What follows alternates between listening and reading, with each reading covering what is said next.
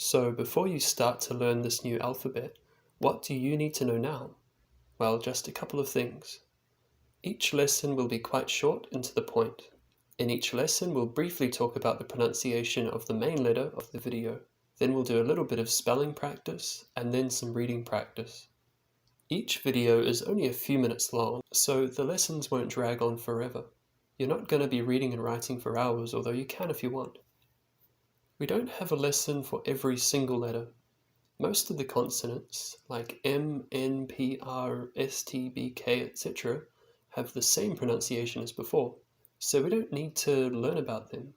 The main parts of the alphabet that are new are many of the vowels, like R or A or O or OW, etc.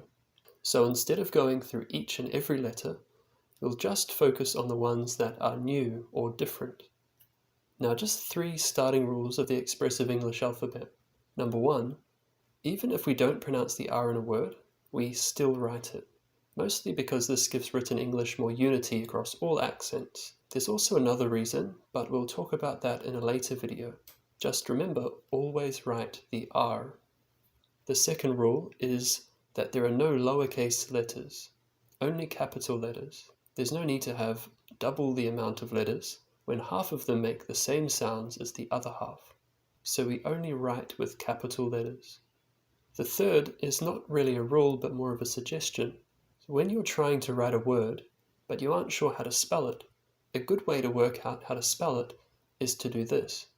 Imagine that someone shows you a piece of paper with just one word on it. The person asks you, "How do you say this word?" Your answer to the imaginary person will be your guide on how you would write that word using the Expressive English Alphabet. For example, if someone showed you this word, how would you write it? Normally in conversation, we would say something like, "I want to go." So we pronounce it like t. But if we just say the word by itself, we would probably say something more like to. So because we pronounce this word as to when we say it on its own, we write the word as to and not as t. So that's just one example. Hopefully that makes sense. Okay, that's everything you need to know right now. I'll see you in the first lesson.